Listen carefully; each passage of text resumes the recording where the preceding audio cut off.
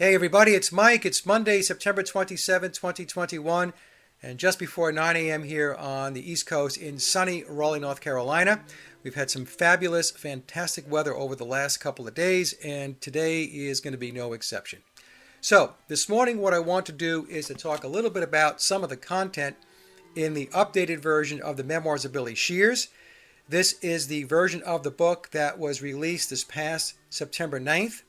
All of the content in the book is also in the box set, the hardcover version that was scheduled to be available on October 12th of this year, but because of the current situation in the world and supply chains being interrupted, the availability of the box set is now TBD, to be determined. So what Tom did was to put all of the updates into a refreshed version of the paperback. Okay, so again, as I mentioned, 180 footnotes. I think the last time I talked about the book, I was about halfway through.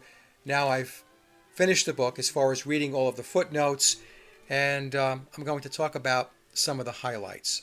All right, now before I do that, I also want to say that at the end of this video, I would like to take you through another possible ghostwriter for Billy, and that would be Eric Stewart from 10cc fame. And then I'll also take a look at Emmett Rhodes, Alan Parsons, and studio guitarist Big Jim Sullivan. All right, so what I'm going to do is I'm going to read from an outline I put together so that I don't miss any of the key points. And let me put my readers on before we get started here. I also want to say that my notes are my interpretation of what I read in the footnotes. Okay, so anyway, I want to go back first to an email exchange before the book was released where Tom said that some will find the information in the updated version to be disturbing. And he is correct. The book does indeed contain disturbing and dark content. This edition takes a deeper dive into who Billy is and who he thinks he is. And I have to tell you, it does get a little weird. The elites have a fanaticism with Egyptian gods, and they are immersed in Egyptian mythology, as well as being totally invested in Crowley's religion of Thelema, which also links back to Egypt. Memoirs tells us if all goes according to plan, Alistair will be venerated as a prophet for predicting the Aeon of Horus. For those that want to learn more about the Aeon of Horus, I will leave a link below to a Michael Tessarian article where he discusses the topic. The article is 28 pages long. The book tells us the philosophy and ideology of Paulism is pervasive throughout the world and is the gateway to the one world religion. The controllers or cultic elite see Paul as a graven Christ figure and savior. This religion will be based on the principles of Crowley's religion of Thelema, and as I've discussed in previous videos and presentations, the Beatles set the stage to dismantle Christianity. Now remember, in Memoirs it tells us that the Illuminati declared war on Christianity back in 1962.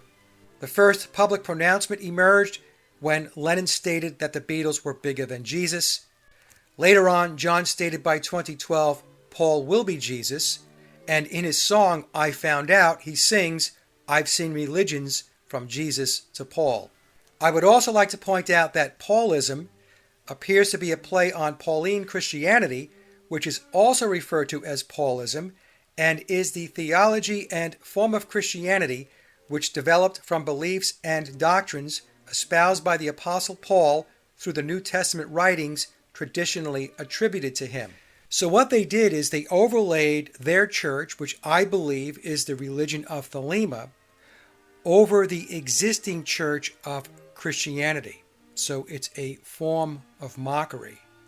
It's the same thing the Roman Church did when it went out to conquer paganism in order to replace it with Catholicism.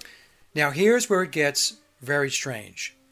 There's a belief by the controllers that a transmigration took place, and Billy possesses not only the essence or presence of biological Paul, but also of Egyptian deities, specifically Osiris and Horus, making Billy a Osiris-Horus-Christ figure. In other words, he is godlike. Something that the book tells us John Lennon rejected, and that was the reason for the insert that John included with his Imagine album, where he's holding a pig. And a pig is considered vile in Jewish mysticism. So there's the Kabbalah tie-in. While the ram is considered a holy creature. And of course, this was Lennon's response to Billy's Ram album, where we have the symbolism of Billy holding the ram by the horns, which was more Egyptian Osiris/Horus symbolism. So it was Lennon rejecting Billy as this godlike figure. And then the footnotes get into Billy's trauma-based programming, which is disturbing in itself. We are told it started when he was 3 years old, when he was identified as a child prodigy. He was tutored by Crowley for 10 years. So Billy was born in 1937. Crowley died in 1947. So there's the 10 years. And it's my personal opinion from reading all of this that it's likely that Billy's programming continues at least to some degree through today. And the programming was done to keep him focused on music and to instill in him that failure is not an option.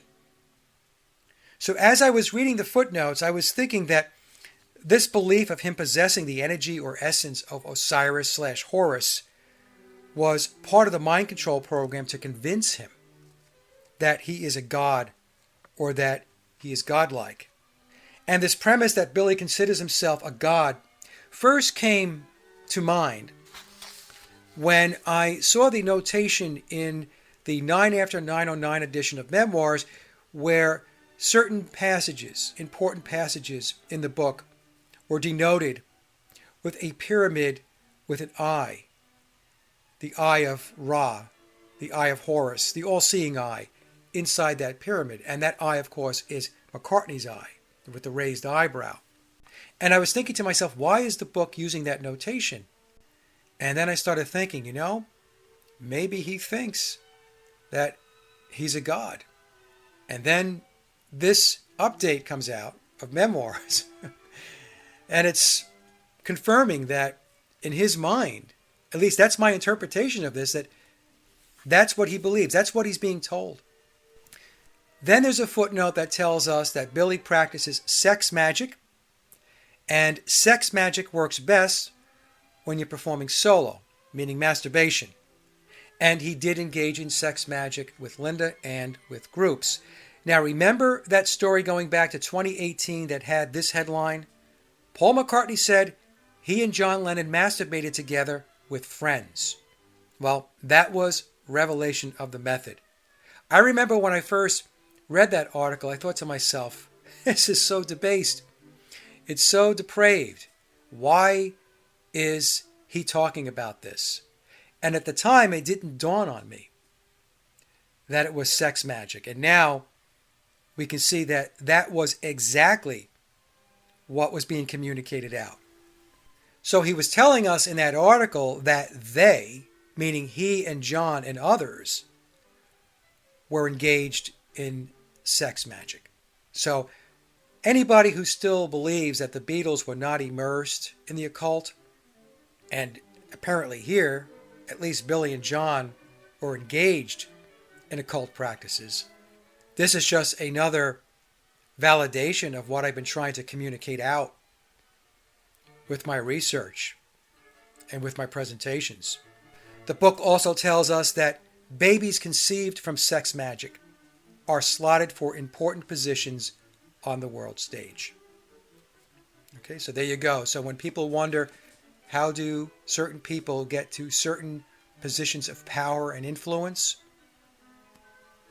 They are the result of sex magic. And the implication is that there is something very special about them because they were conceived through an occult ritual. Okay, so there's also a footnote that tells us that biological Paul was, quote, slain at 5 a.m. on September 11th, 1966. So the story about Paul storming out of the studio, which led to the car crash, might mean that the car crash narrative is not how he died. And again, I'm reading between the lines here. maybe what happened is along the lines of the Walrus documentary, and I'll put that link down below if I can find the documentary on YouTube, where Paul was just sacrificed. He was murdered. So you would be hard-pressed to try to figure out why it is that he was driving his car around 5 a.m. in the morning. I mean, it could happen. But it's starting to make more sense that he was just taken out. And the recent video I did where I discussed the memoirs clue about British MI5 agent Maxwell Knight appears to play into this as well. And let me just make this point. Whenever I talked about the car crash, I always positioned it as the prevailing theory on how he died. I intentionally stayed away from a definitive position because there is no way of actually knowing. And the reason why I mention this is because there are people out there that intentionally take my words and twist them and misconstrue them in order to stroke their own dogmatic agendas. Okay, so I just want to make that point. So with this footnote that talks about being slain at 5 a.m., and then the whole bit about, or the clue about Maxwell Knight, it certainly appears that there's another twist in the plot as to how Paul may have died. And so as I was reading through all this, as unbelievable as some of this seems, and I admit, I mean, it's very weird, it's very strange, and it's very dark, it would be easy to chalk it up as nonsense. But the problem is we see the Egyptian and Crowley symbolism everywhere. It's pervasive. And I've discussed this in presentations and have shown many examples of how the truth is hidden in plain sight. We exist and interact in an occulted realm. And it's so far beyond the comprehension of the general masses that it's impossible for most people to wrap their heads around it. The fact is, the people and beings running the world are hardcore occultists. And as disturbing as the book is in certain places, and it is, it's also very revealing. But I will also say that the book is not for everybody. I have to admit that when I got to the footnote on page 557, I became very angry as I read about the controller's plan for massive depopulation as part of the, quote, New Age. It is a very troubling footnote, and I have discussed this with some of my colleagues that also have the updated book, and we all feel the same way. In fact, we had to take a couple of days out to just pause, reflect, and regroup mentally about some of the stuff that was in the book, especially the stuff that's talked about in the footnote on page 557. So what I'm going to do, or what I'm planning to do, I should say, is that I'm going to reconvene the ladies for a round table, and I'm going to ask Ofer, and Ofer, if you're listening to this, and I'm sure you probably are, this is the formal invite to join us for that round table. And what we would like to do is to talk about the new information in the book, a lot of what we're talking about here, and to get the perspectives of my fellow researchers and colleagues on what this all means. But the bottom line is, Memoirs discusses and digs deeper into how immersed the controllers are in occultism, mysticism, and the esoteric. And I do see a contradiction between what Billy believes he represents and what the controllers are doing.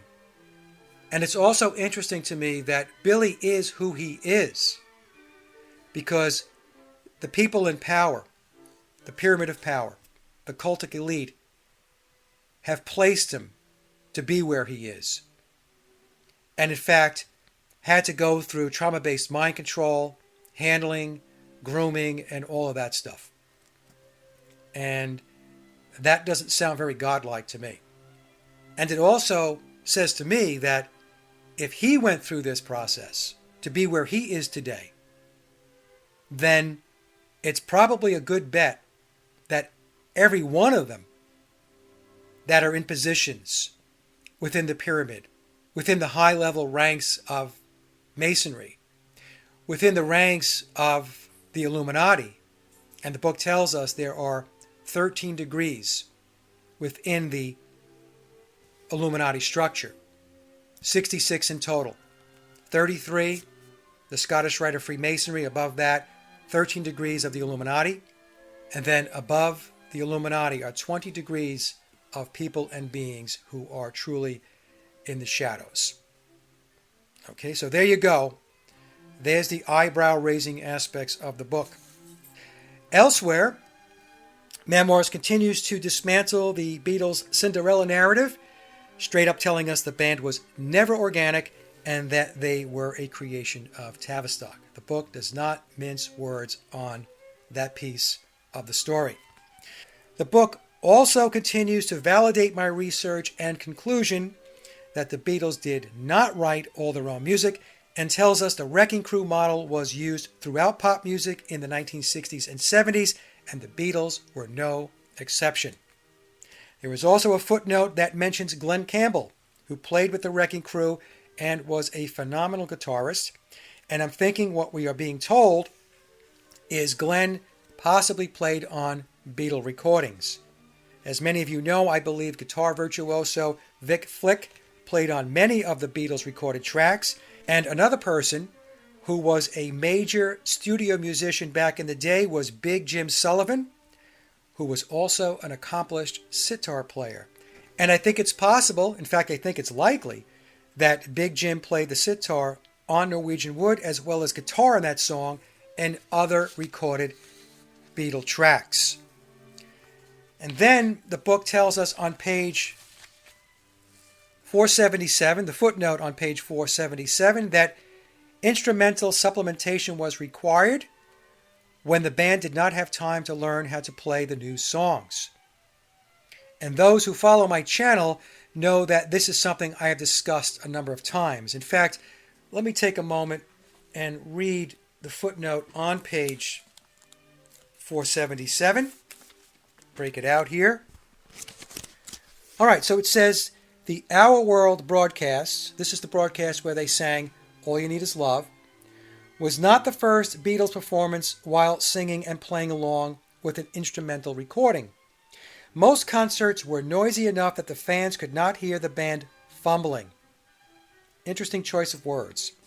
However, for quieter audiences, instrumental supplementation was required when the band did not have the time to learn how to play the new songs. This is what I've been saying all along.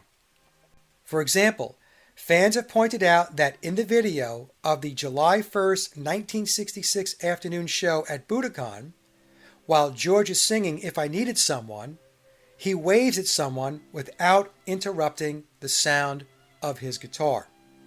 And of course, the clips I showed was not of If I Needed Someone. I'll have to take a look at that. But I showed how they missed their cue at the beginning of the song Day Tripper, where neither George nor John played the riff, and also the shenanigans where they kept turning their back every time the riff to Paperback Writer was being played. So I called into question whether they were actually playing or were they miming the parts. And so I found that footnote to be very, very interesting.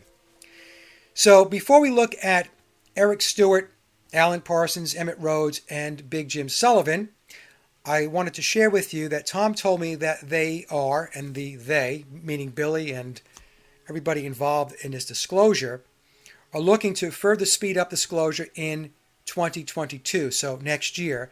And one of the ways to do this might be to have memoirs published through a major publishing company. Okay, so I believe his runway is very, very short, and that the date that we are given in memoirs of February 2023, something's going to happen on that day. Again, I don't know if he's going to pass or he's just going to retire, and that's going to be that. But clearly they're trying to get this out as quickly as they possibly can. So they're really putting the pedal to the metal now. Now, after I do the roundtable, I plan on taking time off from the Beatles topic. I have personal commitments that I need to attend to, as well as focusing more of my time on getting people to wake up to the current worldwide situation, which in my opinion is dire and needs a lot of attention and needs as many of us to try to shake the trees and get people to open their eyes. Because what's going on right now, I believe, is tied back to that footnote I talked about on page, 557 in Memoirs about the depopulation. I think it's all tied together. Okay, so with that, let me switch screens and we'll take a look at Eric Stewart and the others that I spoke about. So stick with me, I'll be right back. Okay, so a little bird whispered in my ear and said that we should look at Eric Stewart as a possible ghostwriter for Billy. So let's read the opening paragraph here from Wikipedia on Eric. Eric Michael Stewart, born January 20th, 1945, is an English singer-songwriter, multi-instrumentalist, and record producer, best known as a founding member of the rock groups The Mindbenders, with whom he played from 1963 to 1968, and likewise of 10cc from 1972 to 1995. Stewart co-owned Strawberry Studios in Stockport, England from 1968 to the early 1980s, where he recorded albums with 10cc and artists including Neil Sedaka and Paul McCartney. Stewart collaborated with McCartney extensively in the 1980s, playing on or co-writing songs for McCartney's solo albums Tug of War, 1982, Pipes of Peace, 1983, Give My Regards to Broad Street, 1984, and Press to Play from 1986. Since 1980, Stewart has released 4 solo studio albums. So when I spoke to this person about the fact that Wikipedia admits that he collaborated extensively with Billy and that he was co-writing songs, they said to me, well, it was more than co-writing, that he actually was ghostwriting. Okay, so another possibility. Now let's take a look at Big Jim Sullivan. So James George Tompkins, born February 14th, 1941, and then Big Jim died on October 2nd, 2012, was known professionally as Big Jim Sullivan. He was an English musician whose career started in 1958. He was best known as a session guitarist. In the 1960s and 1970s, he was one of the most in-demand studio musicians in the UK and performed on around 750 charting singles over his career, including 54 UK #1 hits. Okay, so that's quite a resume. But let's take a look at the sitar. In the 1960s, Sullivan learned to play the sitar, having been inspired by attending a recording session for Indian classical musician Vilayat Khan. God, I hope I pronounced that right. Sullivan released an album of Indian-style recordings under his own name, Sitar Beat, in 1967, and one as, quote, Lord Sitar on the album Lord Sitar from 1968. He played sitar on a musical interpretation of the Kama Sutra. Sullivan was among a group of English guitarists who adopted the sitar, including George Harrison of the Beatles, whose Esher home Sullivan regularly visited to practice on the instrument. Now, I don't think Big Jim was there to practice. I think Big Jim was there to teach George the sitar. Throughout this period, Sullivan studied formally with Nazir Jarazavoy, and until 1969, he all but abandoned guitar in favor of the sitar. Together with Harrison, Brian Jones of the Rolling Stones, and Sean Phillips, he was among the most dedicated of the many rock guitarists who embraced the instrument during the 1960s. Now, I don't know about you, but considering he released 2 sitar albums in 1967 and 1968, I think he was very adept at playing the sitar, and I do believe he is who we are hearing on Norwegian Wood. Okay, so just my take on things. All right, let's talk a little bit now about Alan Parsons, because the Alan Parsons project is very interesting and has ties back to the Beatles. So if we take a look at the image on the right here, we again see the one-eyed symbolism with the shadowing effect. This is the same thing we see on the Beatles' second album with the Beatles. It's one-eye symbolism. And if we read the first paragraph, it says the Alan Parsons Project was a British rock band active between 1975 and 1990, whose core membership consisted of Alan Parsons and Eric Wolfson. Parsons was an audio engineer and producer by profession, but also a musician and a composer, whereas Wolfson was a songwriter and composer by profession, as well as being a pianist and a singer. Almost all songs on the project's albums are credited to Wolfson Parsons. The Alan Parsons Project released 11 studio albums in its 15-year career. So there we have the number 11, and of course 1 plus 5 equals 6, including the successful I, Robot and Eye in the Sky. Nice titles. So if we page down to Formation and Debut from 1974 through 1976, this gets even more interesting. Alan Parsons met Eric Wolfson in the canteen of Abbey Road Studios in the summer of 1974. Parsons acted as assistant engineer on the Beatles albums Abbey Road and Let It Be. He engineered Pink Floyd's The Dark Side of the Moon and produced several acts for EMI Records. Wolfson, a songwriter and composer, was working as a session pianist while composing material for a concept album based on the work of Edgar Allan Poe. So, and the article goes on, and I will leave a link down below.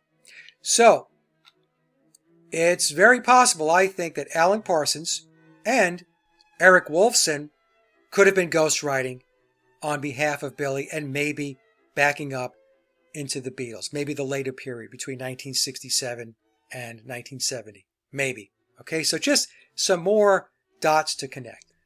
All right, so let's move over now to Emmett Rhodes. And Emmett has always been high on my list as a possible ghostwriter for Billy, maybe even the Beatles, but I think more so with Billy, especially during the Wings period, along with Greg Masters.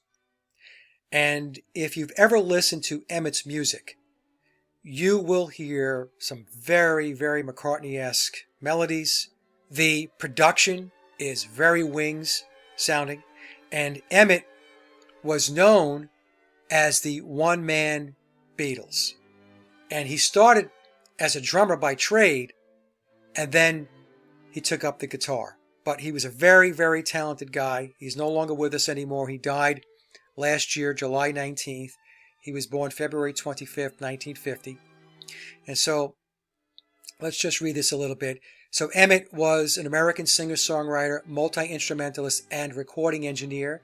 At 14 years old, Rhodes began his career in musical ensembles The Palace Guard as the group's drummer before joining the Merry-Go-Round as a multi-instrumentalist. He recorded his 3 albums from 1970 to 1973 and was called the One-Man Beatles for his musical inspiration.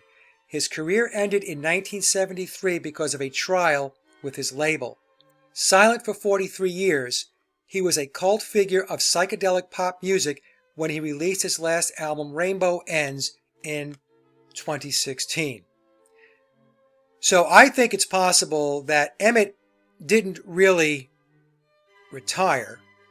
I think it's possible that he went on to ghostwrite, and in particular, he was ghostwriting for Billy on behalf of Wings.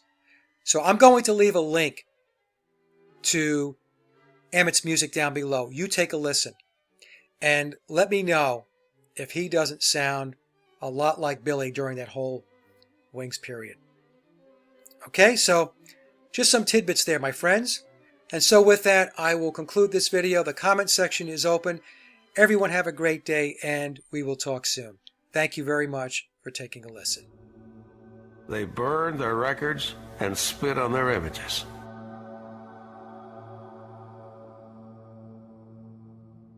But before they burned the records, they had to buy them. We meant more to kids than Jesus did. I was just saying it as a fact.